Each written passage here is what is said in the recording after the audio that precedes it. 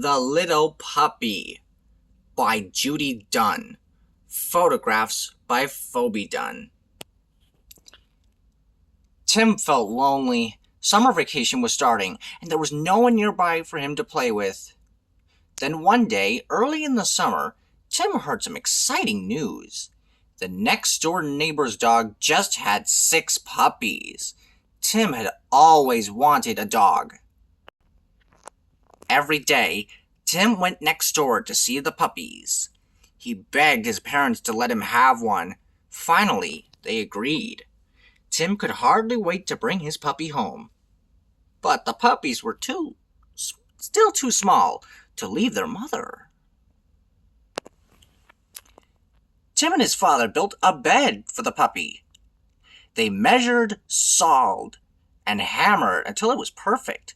"A puppy is a lot of work, Tim," said his father. "You will have to take care of it every day." Tim promised that he would. Then he painted the puppy's box all by himself. At last, the puppies were old enough to leave their mother. Tim went next door to pick one out. He played with each puppy and tried to choose his favorite, but it was hard. All the puppies were wiggly, warm, and friendly. "Maybe I'll take you home," Tim said to one puppy. "Or maybe you," he said to another. He just couldn't decide which puppy he wanted. But Tim never did get to choose a puppy, because one little puppy chose him. The puppy stretched up to lick Tim's chin. Tim picked him up gently. The puppy wagged his stubby tail. "Now, what will I name you?" wondered Tim. He thought hard. Finally, he said, "You look like Charlie to me." Tim carried Charlie to his new home. Charlie was lonely the first night in his new bed. He missed his brothers and sisters. Tim put a ticking alarm clock in the bed to keep Charlie company. But still, the puppy whined and howled. Charlie saw Tim's toy dog lying on the floor. It was just what the lonely puppy needed. He jumped out of bed and grabbed the toy, then took it into his box. He flopped down on the dog's soft back and was soon fast asleep. The next day, Tim took Charlie to see the vet.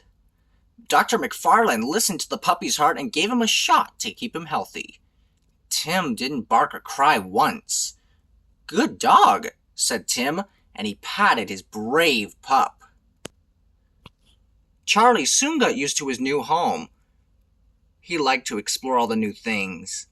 Tim and Charlie were usually together all day. But once, Tim left Charlie alone on the porch. That was a mistake. Charlie snipped some flowers in a flower pot and whoops! What a mess! Then the puppy jumped up on a chair with his dirty feet. When Tim found him, he gave Charlie a big scolding. Tim and Charlie had lots of fun together. Charlie's favorite toy was a squishy red ball. Tim would roll it across the lawn, and Charlie would chase it as fast as he could. Charlie would grab the ball with his teeth and carry it back to Tim. Then the game would begin again. Sometimes, though, Charlie forgot to let go of the ball. Near the end of the summer, Tim visited his grandfather at the lake. Of course, Tim and Charlie went with him. They both liked to sit on the dock in the warm sun.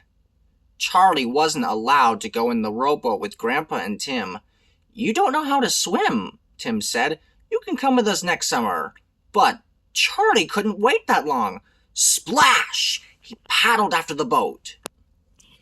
Grandpa pulled Charlie out of the water. The puppy was wet and shivering. Grandpa dried him off and wrapped him in a soft towel. The puppy was all tired out. The next day, Charlie went along in the rowboat. "He sure fooled us," Tim said. "He doesn't need any swimming lessons." fall came and Tim went back to school. Charlie didn't understand why his friend left him every day. The first day he howled, but Charlie learned to wait patiently on the porch for Tim. As soon as he saw Tim walking up the street, he raced to greet him. Every afternoon, Tim romped with Charlie before doing his homework. The pup was big enough to play football now. He loved to grab the ball from Tim and run away with it. Touchdown for Charlie! When Tim had to rake leaves, Charlie thought it was a new game. Hey, cut it out, Charlie! Tim laughed.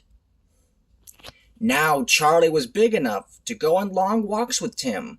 One sunny weekend, they went exploring in the woods. The woods were full of the scents of animals. Charlie wanted to follow them. Tim took off his leash. Charlie sniffed along the ground and into holes. One scent led him to a raccoon. Charlie barked wildly and chased it up a tree.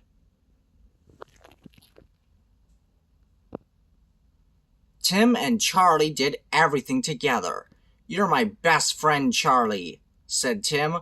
"We'll be friends forever." Charlie looked at Tim and wagged his tail. The end.